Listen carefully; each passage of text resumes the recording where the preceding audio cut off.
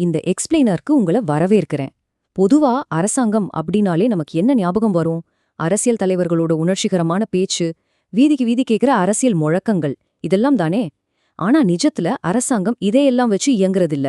கண்ணுக்கே தெரியாத ஆனா ரொம்ப கராரான சில நிதித்துறை குறியீடுகளை வச்சுதான் ஒட்டுமொத்த அரசாங்கமுமே இயங்கிட்டு இருக்கு. அது எப்படின்றத ஆதாரங்களோட இன்னைக்கு நம்ம பார்க்க போறோம். சரி, இப்போ ஒரு முக்கியமான கேள்வியை கேட்போம். இந்த அரசியல் சத்தங்களை எல்லாம் கொஞ்ச நேரம் தள்ளி வைப்போம்.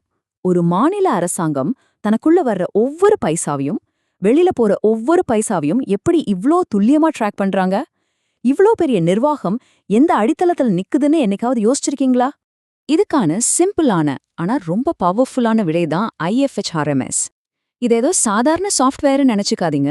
ஒரு மாநிலத்துல நடக்கிற ஒவ்வொரு சின்ன பரிவர்த்தனையும், அதாவது டிரான்சாக்ஷனையும் ரெக்கார்ட் பண்ணி அதை கேட்டகரைஸ் பண்ற கருவூலத்தோட, அதாவது ட்ரெஷரியோட டிஜிட்டல் நர்வஸ் சிஸ்டம் இதுதான். அரசாங்கத்தோட ஒட்டுமொத்த பணப்புழக்கமும் இதோட கண்ட்ரோல்ல தான் இருக்கு. சரி, இந்த சிஸ்டம் எப்படி இயங்குதுன்னு பார்க்கலாம். முதலாவது 15 இலக்க கணக்கு தலைப்பு. இந்த குறியீடு நாம கொஞ்சம் டீகோட் பண்ணி பார்ப்போம்.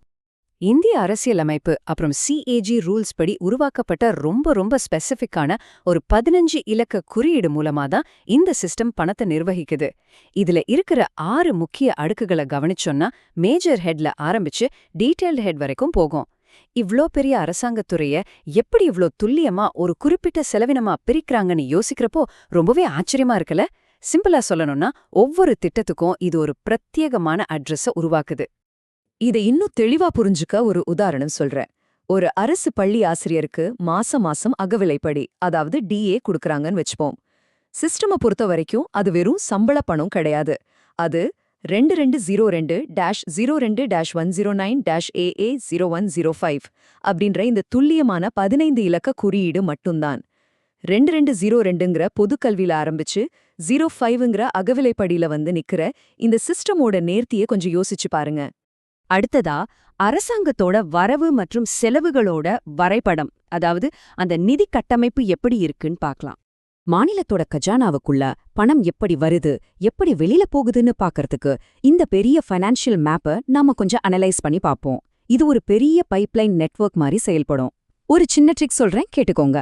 அரசாங்கத்துக்கு உள்ள வர்ற எல்லா வருவாயுமே 0, அதாவது 0ங்கிற நம்பர்ல தான் ஆரம்பிக்கும். அதே மாதிரி அரசாங்கம் பண்ற செலவுகள் எல்லாமே 2, 3, 4 அல்லது 5ங்கிற நம்பர்ல ஆரம்பிக்கும். இத வச்சே ஒரு டிரான்சாக்ஷன் வரவா இல்ல செலவான நாம ஈஸியா கண்டுபிடிச்சிடலாம். இத நம்ம பிரிச்சு கவனிச்சோம்னா GST வரியில இருந்து அரசு மருத்துவமனையில நாம கட்டுற சின்ன கட்டணம் வரைக்கும் அரசாங்கத்துக்கு வர ஒவ்வொரு ரூபாயும் அவங்க எப்படி வகைப்படுத்துறாங்கன்னு நமக்கு ரொம்ப தெளிவா புரியும். எந்த வழியில காசு வந்தாலும் சரி, அது இந்த மைய குறியீடுகளுக்குள்ள வந்ததான் ஆகணும். இன்னொரு பக்கம் பாத்தீங்கன்னா செலவுகளையும் ரொம்ப நேர்த்தியா பிரிச்சு வச்சிருக்காங்க. அரசு ஊழியர்களுக்கான சம்பளம், பென்ஷன் மாதிரியான அன்றாட செலவுகள் எல்லாம் ஒரு பக்கமும், புதுசா போடுற ஹைவேஸ், பெரிய பிரிட்ஜுகள் மாதிரியான நீண்ட கால மூலதன முதலீடுகள் எல்லாம் இன்னொரு பக்கமும் ரொம்ப துல்லியமா பிரிக்கப்பட்டிருக்கு. ஒரு ஃபைனான்ஸ் மேனேஜ்மெண்ட் எவ்வளவு பர்ஃபெக்டா இருக்குன்னு பாருங்களேன். சரி, இந்த கோட்ஸ் மூலமா எவ்ளோ பணம் மூவ் ஆகுதுன்னு தெரிஞ்சுக்க ஒரு நம்பர் சொல்றேன், கேட்டுக்கோங்க. 21,095 கோடி ரூபாய். இது வெறும் ஒரு 7 மாத இடைக்கால பட்ஜெட்ல பென்ஷனுக்காக மட்டுமே ரொம்ப சரியா ஒதுக்கப்பட்டு இந்த கணினி குறியீடுகள் வழியா நேரடியா ட்ரெஷரியோட இணைக்கப்பட்டிருக்கு. அந்த ஸ்கேலை கொஞ்சம் இமேஜின் பண்ணி பாருங்க. 3வது பகுதிக்கு வருவோம். டேட்டா சென்ட்ரலைசேஷன் மற்றும் அதிகாரம், அதாவது இந்த கணக்கியல் முறை அதிகாரத்தை எப்படி மாத்துதுன்னு பார்ப்போம்.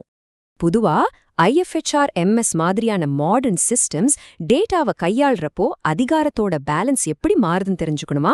அதுக்கு ஒரு முக்கியமான கேள்வி கேட்போம். 1994ல உள்ளாட்சி அமைப்புகளோட தணிக்கை, அதாவது ஆடிட் சம்பந்தமா ஒரு அரசாணை பாஸ் பண்ணாங்க. அதை வச்சு பாக்குறப்போ தணிக்கைன்றது அரசாங்கத்தோட பொறுப்பு கூறலுக்கான ஒரு டூலா, இல்ல அதுவே ஒரு வருவாய் ஈற்ற வழியா மாறிடுச்சா? ஆவணங்கள்ல ஒரு ஆச்சரியமான உண்மை இருக்குங்க.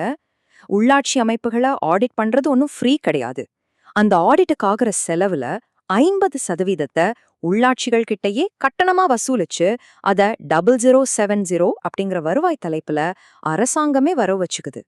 அப்போ ஆடிட் அப்படிங்கறதே இங்க ஒரு வருவாய் வசூல் பண்ற மெக்கானிசமா தான் செயல்பட்டு இருக்கு. பழைய மேனுவல் சிஸ்டம் எல்லாத்தையும் ஒழிச்சிட்டு இந்த சென்ட்ரலைஸ் சிஸ்டமை கொண்டு வந்ததால மோசடிகள் குறையுது, டிரான்ஸ்பரன்சி அதிகமாகுது, இதெல்லாம் உண்மைதான். ஆனா அதே நேரத்துல எல்லா டேட்டாவையும் மையக்கருவுல குறியீட்டுக்குள்ளேயே கொண்டு வர்றதால லோக்கல் பாடிஸ், அதாவது உள்ளாட்சி அமைப்புகளோட நிதி சுதந்திரம் பறிக்கப்பட்டு பவர் முழுக்க ஒரே இடத்துல குவிக்கப்படுது. இதுதான் இந்த சிஸ்டமோட இரட்டைத்தன்மை. நம்ம எக்ஸ்பிளைனரோட கடைசி பகுதி ஒரு சிஸ்டமிக் இல்யூஷன், அதாவது விமர்சன சிந்தனைய முடக்குற அந்த கட்டமைப்பு மாயைய பத்தி பாப்போம். இது நம்ம சமூகத்தை பத்தின ஆழமான தத்துவார்த்தமான ஒரு கேள்விக்கு நம்மள கூட்டிட்டு போகுது. அரசாங்கமே இப்படிப்பட்ட ஒரு 15 இலக்கு குறியீடுகளை வச்சுதான் இயங்குதுன்னா சாதாரண சாமானிய மனிதனுக்கு ஏன் இத பத்தி எதுவுமே தெரியறதில்ல? உண்மையான பவர் ஸ்ட்ரக்சர் என்னன்னு புரிஞ்சுக்காம ஏன் நாம இன்னைக்கு வரைக்கும் மேலோட்டமான அரசியல் முழக்கங்களுக்கு பின்னாடி ஓடிட்டு இருக்கோம்? இங்கதான் ரொம்ப பெரிய ஒரு முரண்பாடு ஒளிஞ்சிருக்கு. பப்ளிக் பார்க்குற உலகம் ரொம்ப எமோஷனலானது, முழக்கங்கள் நிறைஞ்சது. ஆனா உண்மையிலேயே அவங்கள ஆட்சி செய்யற நிஜம் உலகம் ரொம்ப கோல்டானது, வெறும் கணக்குகளாலும் குறியீடுகளாலும் ஆனது. மக்கள் மேடையில இருக்கிற வெளிச்சத்தை மட்டும்தான் பார்க்கறாங்க, ஆனா திரைக்கு பின்னாடி ஓடிட்டு இருக்கிற இந்த எண்களை பார்க்கறதே இல்ல. ஏன், எதற்கு, எப்படி அப்படின்னு கேள்வி கேட்கிற கிரிட்டிக்கல் திங்கிங், அதாவது விமர்சன சிந்தனை இப்போ சிஸ்டமேட்டிக்கா முடக்கப்படுது. மனப்பாடம் பண்ண வைக்கிற நம்ம எஜுகேஷன் சிஸ்டம், டெய்லி லைஃப்ல நம்மள துரத்துற வாழ்வாதார போராட்டம், அப்புறம் மீடியா கொடுக்கற முடிவே இல்லாத டிஸ்ட்ராக்ஷன், இதெல்லாம் தான் மனுஷங்கள ஆழமா சிந்திக்க விடாம தடுக்குது. சோர்ஸ் மெட்டீரியல்ஸ் ஒரு விஷயத்த ரொம்ப ஸ்ட்ராங்கா ஆர்கியூ பண்ணுது. அதாவது மக்கள் இத பத்தி தெரியாம இருக்கிறது தற்செயல் கிடையாது, இது மேனுஃபேக்சர்ட் இக்னோரன்ஸ். மேனுஃபேக்சர்ட் இக்னோரன்ஸ் அதாவது திட்டமிட்டு உருவாக்கப்பட்ட அறியாமை. நிதி அதிகார அமைப்பு பத்தி யாரும் கேள்வி கேட்கக்கூடாதுங்கிறதுக்காகவே மக்களை எப்பவுமே ஒரு டிஸ்ட்ராக்ஷன்லே வச்சிருக்கிற ஒரு பெரிய உத்தி தான் இது. நாம இன்னைக்கு பார்த்த இந்த ஒட்டுமொத்த எக்ஸ்பிளைனரோட சாராம்சம் இதுதான். இந்த நாடு எமோஷனலான அரசியல் முழக்கங்களால இயங்கல. அது ரொம்ப கரெக்டான ட்ரெஷரி கோட்ஸ் அப்புறம் அக்கவுண்ட் ஹெட்ஸால மட்டும்தான் இயங்கிக்கிட்டு இருக்கு. இது ஒரு மாபெரும் நிதி இயந்திரம். அதனால கடைசியா ஒரு ஆழமான சிந்தனையோட நான் இதை முடிக்கிறேன். கேள்வி கேட்கிற ஒரு மனுஷன் கண்டிப்பா அடிமையா இருக்க தகுதியற்றவன். இந்த மாயையை உடைச்சு நிஜத்துல இந்த மெஷின் எப்படி இயங்குதுன்னு நீங்க கேள்வி கேட்க தொடங்குற அந்த நொடியில தான் உங்களுக்கான உண்மையான அதிகாரம் தொடங்குது. யோசிச்சு பாருங்க.